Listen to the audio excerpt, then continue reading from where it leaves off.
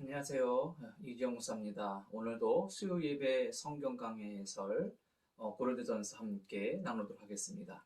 오늘이 22번째 시간이고요. 그리고 함께 나눌 말씀은 고린도전서 7장 8절로 16절까지 말씀입니다.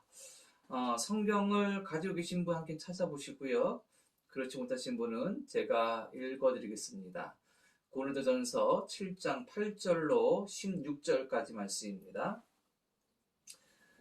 읽겠습니다. 내가 결혼하지 아니한 자들과 과부들에게 이르노니 나와 같이 그냥 지내는 것이 좋으니라. 만일 절제할 수 없거든 결혼하라. 정욕이 불같이 타는 것보다 결혼하는 것이 나으니라. 결혼한 자들에게 내가 명하노니 명하는 자는 내가 아니요 주시라. 여자는 남편에게서 갈라서지 말고 만일 갈라섰으면 그대로 지든지 다시 그 남편과 화합하든지 하라. 남편도 아내를 버리지 말라. 그 나머지 사람들에게 내가 말하노니 이는 주의 명령이 아니라 만일 어떤 형제에게 믿지 아니하는 아내가 있어 남편과 함께 살기를 좋아하거든 그를 버리지 말며 어떤 여자에게 믿지 아니하는 남편이 있어 아내와 함께 살기를 좋아하거든 그 남편을 버리지 말라. 믿지 아니하는 남편이 아내로 말미암아 거룩하게 되고 믿지 아니하는 아내가 남편으로 말미암아 거룩하게 되나니 그렇지 아니하면 너희 자녀도 깨끗하지 못하니라. 그러나 이제 거룩하니라. 혹 믿지 아니하는 자가 갈리거든 갈리게 하라. 형제나 자매나 이런 일에 구애될 것이 없느니라.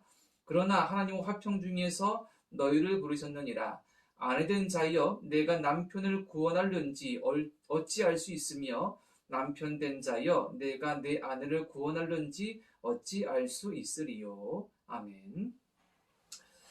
자, 우리가 7장을 시작하면서 7장부터는 고린도 교회 성도들이 바울에게 물어본 문제들, 문의한 문제들을 이제 바울이 말하고 있다는 것을 보았습니다. 그 첫 번째 문제가 결혼에 대한 것이었어요.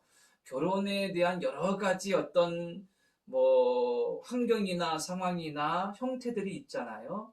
독신이냐, 그리고 이제 이혼이냐, 재혼이냐, 그런 부분들이 많이 있는데, 그런 부분들을 물어온 것 같아요. 그러니까, 예수 그리스도를 영접했는데, 어떻게 그 당시에서 결혼 생활을 하는 것이 믿는 자로서 옳은가? 그런 부분을 물은 것입니다. 그래서, 지난 시간에 우리가 7절까지 보면서, 독신주의나, 그리고 부부 간의 어떤 사이에 대한 문제들을 바울이 말하는 것을 보았습니다. 그리고 7절 끝에 7절에서 바울이 말했죠.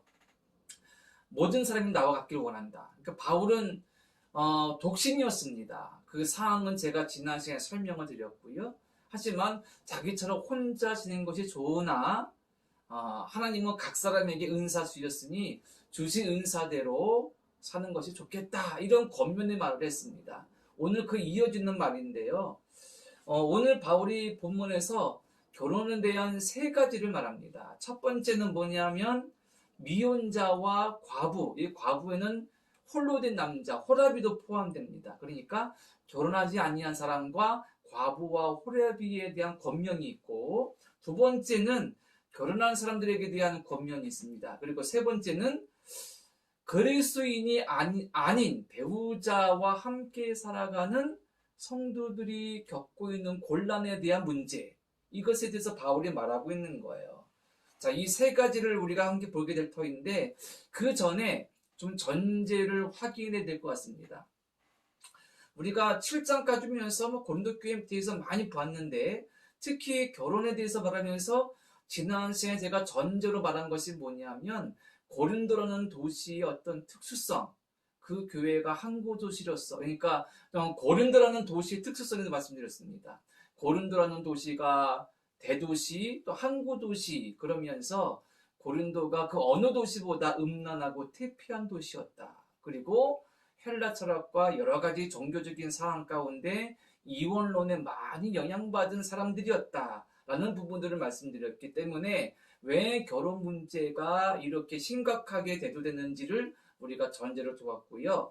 오늘 한 가지 우리가 더 전제로 알고 배경에 두어야 될 것이 뭐냐면 초대교회 성도들은 예수께서 금방 재림하실 줄 알았다는 겁니다. 이것을 무엇이라고 설명할 수 있냐면 임박한 종말에 대한 기대, 임박한 종말에 대한 신앙, 이렇게 말할 수 있을 것입니다. 바울 또한 자기가 살아있는 동안 예수께서 다시 오실 줄 알았어요. 그래서 마음이 급했죠. 예수께서 오시기 전까지 예수님의 복음을 세상 끝까지 전하는 것이 자기의 사명이었고 그렇게 믿었습니다. 그래서 예수께서 금방 오실 걸로 여겼기 때문에, 시간이었기 때문에 열심히 복음 전하러 다니는 거예요. 그러다 보니까 다른 어떤 일상의 문제들이나 그런 것들의 중요성이 좀 덜해지겠죠. 그런 의미에서 하나의 전제를 두어야 오늘 말씀을 이해하는데 조금 수월할 수 있습니다.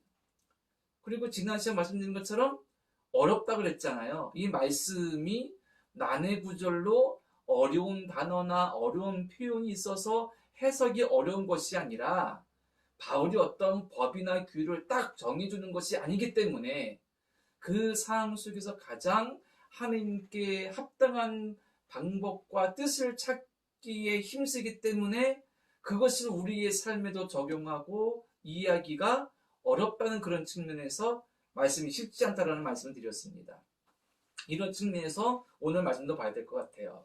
자, 먼저 8절과 9절은 첫 번째 미혼자 그리고 과부 또는 호라비에게 주는 결혼에 대한 권면의 말씀인 거예요.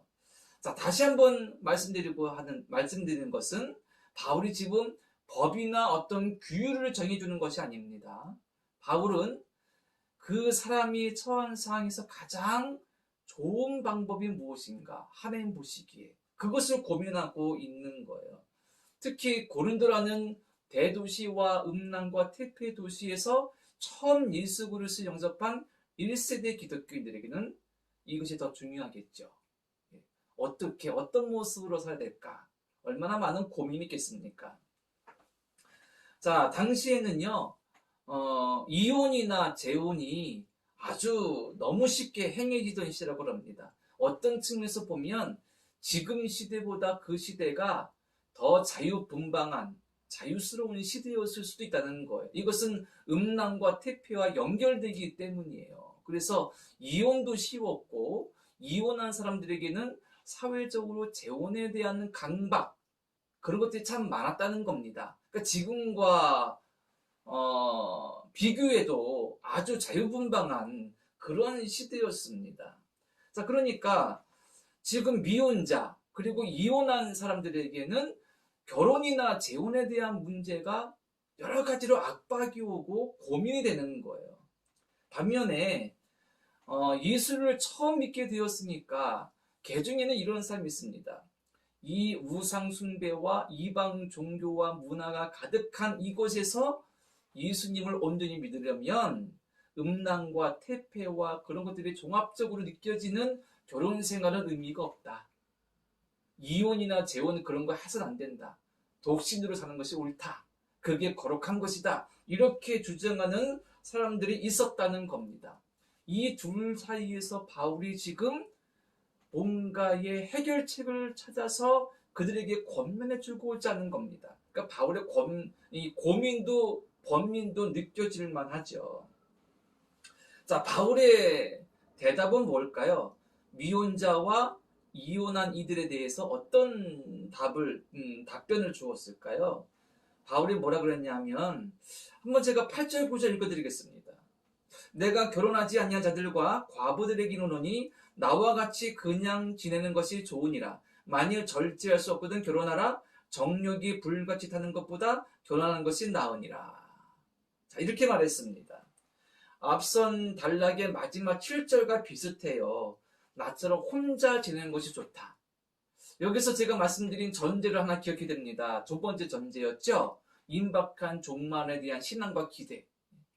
그러니까 바울이 왜 나처럼 독신으로 지내는 것이 좋다고 말했냐면 바울이 독신주의자거나 독신을 강압해서 주장하거나 이게 강요한 거거나 고집한 것이 아니라는 겁니다.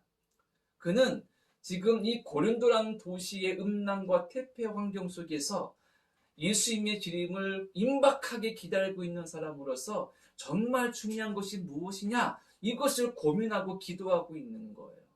그러니까 이 시기에 한 사람이라도 더 찾아서 만나서 산을 넘고 바다 건너서 더 많은 곳이 더 멀리 가서 예수님을 전하고 소개하고 복음 전하는 것이 무엇보다도 급한 상황이고 시대인데 결혼하고 안 하고가 그렇게 중요하지 않다는 거예요. 바울에게 있어서는요.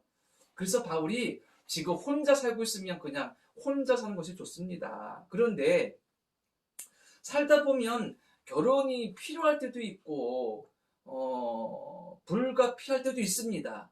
그럴 때 그런 사람이라면 결혼해도 괜찮다, 결혼해도 좋다 이런 말입니다. 그러니까 우리가 오해하지 말아야 됩니다. 지난 시간처럼요. 바울은 줏대도 없나? 이랬다 저랬다. 법도 없고 뭐도 없고 이래도 된다 저래도 된다. 이것을 그러니까 사전에 배경이 없이 말씀을 읽으면 바울이 말하는 것이 잘 이해가 안 되는 거예요. 그럼 우리는 어떻게 살아가는 건가? 이렇게 다가오는 거죠. 하지만 바울에게 중요한 것은 지금 복음 전하는 것이다. 그리고 그런 측면에서 보자니 홀로 지내는 것에 대한 문제가 그렇게 심각하지 않은 거예요. 정말 급한 것은 예수님을 전하는 것에 있기 때문이죠. 자, 두 번째 10절로 11절은요. 이미 결혼한 사람들에게 주는 권면입니다. 주목할 것은 10절과 11절에 가로친 부분이 있어요. 거기에서 바울이 뭐라 말하는지 좀 보면 조금 도움이 될 것 같습니다. 12절에도 그 가로친 게 있습니다.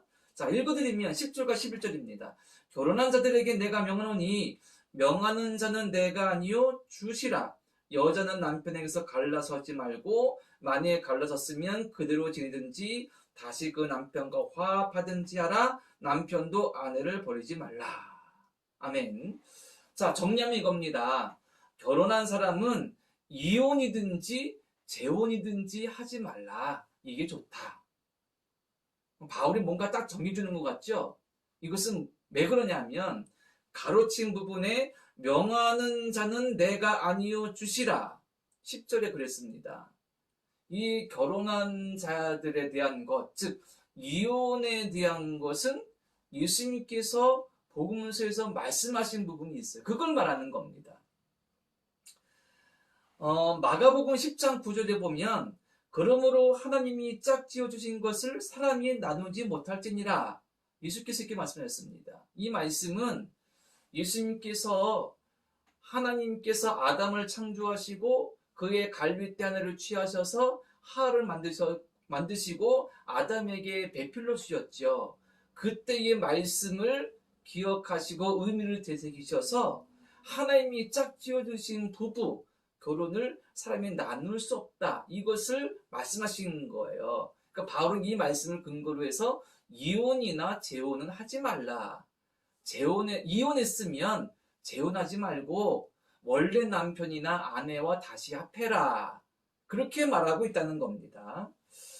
자, 그런데 사람이 살다 보면 가정생활, 부부생활 하다 보면 뭐 갈등이나 이혼이나 그런 위기의 순간에 갈 때도 있지 않겠습니까? 모든 사람이 예수 그리스도를 믿는다고 다 무슨 원만하고 신앙적인 가정을 이룰 수는 없는 거니까요. 다 상황이 있고 예측 못한 위기도 다가올 수 있으니까요. 아마 여기에 부연적으로 바울이 좀 설명했다면 좀 더 우리가 이해하기 쉬웠을 겁니다. 분명히 바울은 이런 말씀을, 그러니까 시간이나 지면에 좀 여유가 있었다면 결혼한 사람은 이혼의 위기에 빠지지 않도록, 이혼의 위기의 순간까지 가지 않도록 배우자를 잘 섬기고 이러이러한 것들을 조심해라. 그런 부분들을 분명히 권면했을 거예요. 하지만 바울은 아마도 시간적으로 지면적으로 많은 여유가 없기 때문에 결혼한 이들에 대해서는 가능하면 이혼하지 말고, 이혼해도 다시 결혼하게 되면 원래 배우자와 합하는 것도 좋다. 이렇게 권면하고 있다는 것입니다. 결국 바울은 법이 아니라 사람이 정해놓은 어떤 법에 의해 살라 그런 것이 아니라 하나님의 뜻에 가장 순종하고 합당한 모습으로 살아가라고 그것을 찾고 고민하라고 기도하라고 말하고 있는 겁니다. 우리도 마찬가지죠. 우리도 어떤 그 법을 딱 지키면, 뭐 예수님 믿으면서 이건 하고 이거 하지 말고 그런 것만 딱딱 지키면 편하고 쉽겠으나, 하나님이 원하시는 신앙생활의 모습은 법만 지키는 것이 아니라 실제적인 삶에서 하나님 말씀에 순종하고 사랑하고 믿음으로 살아가는 것이죠. 그러니까 그 실제적인 다양한 상황과 환경 속에서 우리가 깨닫고 행해야 될 지혜와 그런 상황들이 얼마나 많겠습니까? 그걸 판단해야 되니까요. 그런 부분들은 믿음 안에 성숙해야 잘 판단할 수 있다는 겁니다. 우리가 그런 부분을 잘 기억해야 되겠습니다. 자, 그리고 마지막으로 세 번째 주제는요, 12절부터 16절까지가 믿지 않는 배우자와 살고 있는 기독교인들에 대한 권면입니다. 자, 좀 길지만 12절에 보면 첫 부분에 이런 말이 있어요. 가로에 보면 그 나머지 사람들에게 내가 말하노니 괄호하고 이는 주의 명령이 아니라 괄호 닫고. 그러니까 이건 무슨 말이냐면, 앞서 결혼한 사람들에 대해서 예수님께서 창세기의 말씀을 의미를 해석해 주셔서 이혼을 하지 말라 말씀하셨습니다. 그런데 믿지 않는 자들과 함께 살고 있는 기독교인에 대해서는 예수께서 해주신 말씀이 없어요. 예수님의 공생애 때는 그런 상황이 아니었으니까요. 그러니까 이것은 주의 명이 아니라 내 말이다, 그 말인 것이죠. 내 생각과 내 믿음의 지혜로 권면한다, 그 말인 겁니다. 자, 당시에는 처음 1세대 기독교인들이잖아요. 처음 예수 믿은 사람들입니다. 이 사람들의 처음 믿을 때 신앙이 얼마나 뜨겁겠습니까? 얼마나 열정적이겠어요? 얼마나 모든 것이 새로워 보이고 또 믿음으로 살고자 하는 의욕이 얼마나 강하겠습니까? 성령 충만하니까요. 그래서 그 당시에는 아마도 믿지 않는 배우자와 함께 살아가는 것이 거룩하지 않다, 신앙적이지 않다, 내 신앙에 유익하지 않다, 이렇게 생각하는 경향들이 있었던 것 같아요. 그래서 이렇게 물은 거죠, 바울에게. 내 남편과 또는 아내가 예수님을 믿지 않는데 이런 사람과 이혼해야 됩니까? 아니면 어떻게 됩니까? 이런 물음을 하는 거예요. 그런데 일면 그들의 고민이 조금 이해가 되는 것도, 그 당시에 고린도에 살고 있는 사람들의 삶의 배경과 그들의 어떤 환경은 이방 종교잖아요. 온갖 우상을 섬겨왔고요. 조상 대대로 우상을 믿어왔습니다.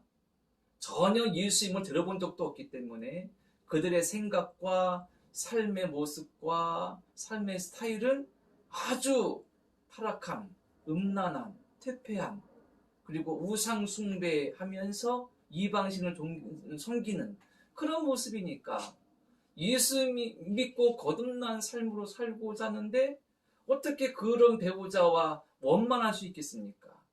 갈등이 많이 일어나겠죠. 자, 그래서 바울이 그런 이들에 대한 문제에서 말하고 있습니다. 먼저 무엇을 고민하느냐? 만약에 믿지 않는 배우자가 당신과 계속 살기를 원한다면 함께 사십시오.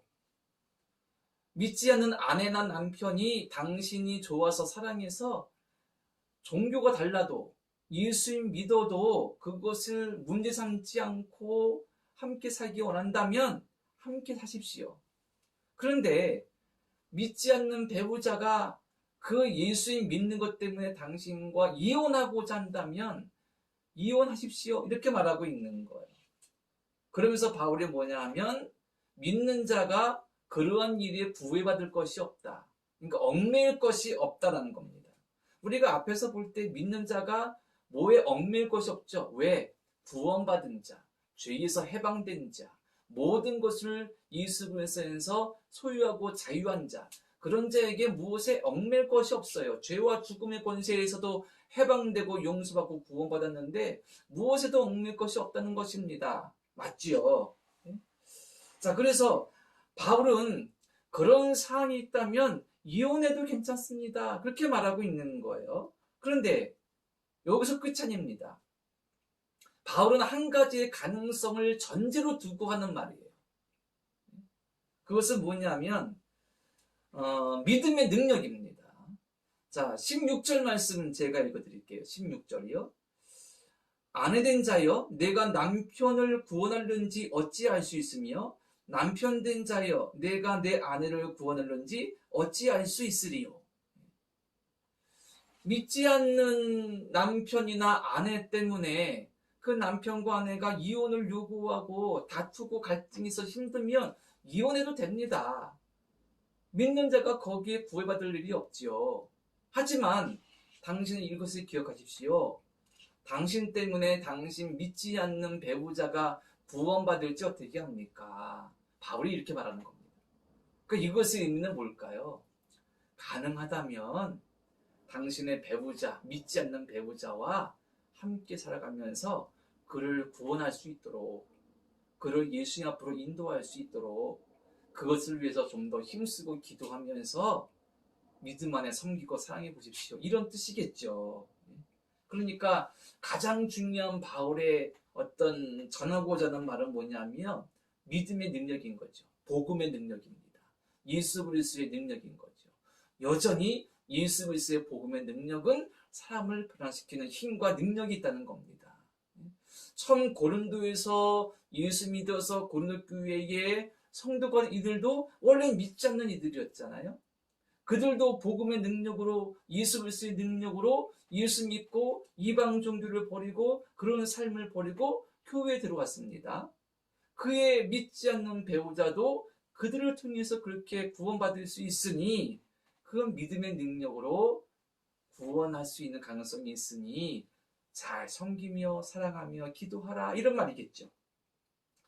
우리는 이 시대도 믿어야 됩니다. 우리가 믿는 복음의 능력이 다른 이방 종교나 세상 문화나 그 무엇보다도 능력이 있음을, 어떤 것보다도 진리임을, 유일한 진리임을 우리는 기억하고 고백하면서 우리에게 주어진 믿음의 삶과 환경을 잘 감당할 수 있는 성도가 되어야 될 줄로 믿습니다. 자, 이렇게 오늘 본문에 있는 세 가지 내용을 간략하게 살펴보았습니다. 한번 정리를 해보면요. 이건 저는 이렇게 정리하고 싶어요. 한 가지는 어떤 모습으로 살든지 하나님께 영광 돌리는 삶을 살기 위해 나아가라. 독신으로 살든지 결혼을 하든지 어떤 모습이든지 우리가 하나님께 영광을 위해 산다. 하나님의 영광된 모습을 위해 산다라는 것이 우리의 삶의 분명한 비전이고 목적이 될 때에 어떤 삶의 모습으로도 우리는 하나님께 영광 드릴 수 있다는 것이고요.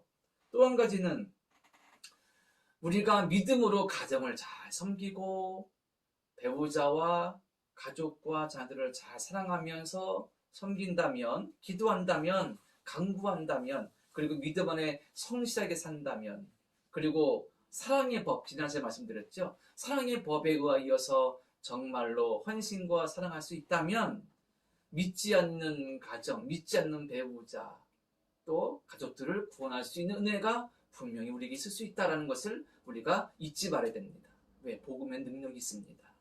자, 그래서 믿음에는 힘이 있어서 지금 이 시대에도 사람을 변화시키는 능력이 있음을 확신해야 될 줄로 믿습니다.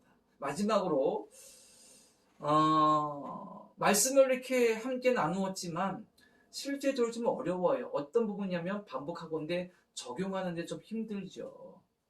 사람마다 삶의 환경과 상황이 다 다릅니다.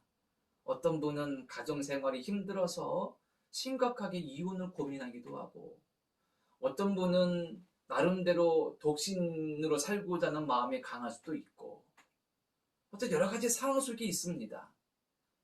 그런데 거기서 어떤 것이 옳은 것이냐, 어떤 것이 정말 옳은 결정이냐, 그런 거죠. 그래서 어렵다는 겁니다. 그래서 우리에게 주어진 것은 뭐냐면 바로 믿음 안에서 하나님을 신뢰하면서 그분께 지혜를 강구하는 거예요. 그분의 뜻을 강구하는 겁니다.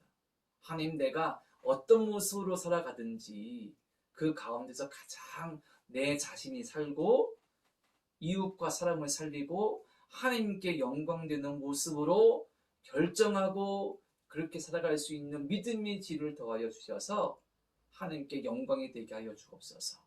이렇게 간구할 수 있고 기도할 수 있는 성도가 되어야 된다는 사실입니다. 그리고 이것을 위해서 우리가 꼭 기억할 것은 바로 사랑의 법이죠. 뭔가 인간의 정해놓은 아주 율법 같은 법이 아니라 예수님의 십자가의 사랑에 근거한 하나님의 영광을 위하여서 또 내 자신이나 다른 영광을 위하여서 희생할 수 있고 헌신할 수 있고 사랑할 수 있는 그런 사랑의 법, 그 사랑의 법을 깨닫고 그것에 따라 살아갈 수 있다면 우리는 어떠한 모습으로 살든지 하나님께 영광 드릴 수 있는 귀한 믿음의 사람들이 될 줄로 믿습니다. 오늘 함께 나눈 말씀이 얼마나 좀 충분했는지 모르겠습니다. 어쨌든 부족한 내용이었고 또 부족한 내용을 제가 전달했지만 어쨌든 우리가 함께 고민하면서 여러 가지를 잘 기도하면서 믿음의 지혜로 성숙해서 하나님이 원하시는 귀한 삶을 살아갈 수 있는 우리 모두가 되기를 또 간절히 바랍니다. 자, 기도드리겠습니다. 하나님, 우리는 참 혼란스럽고 어지러운 세상과 삶을 살아가고 있습니다. 무엇이든 하나를 결정하기에도 버거울 때도 많습니다.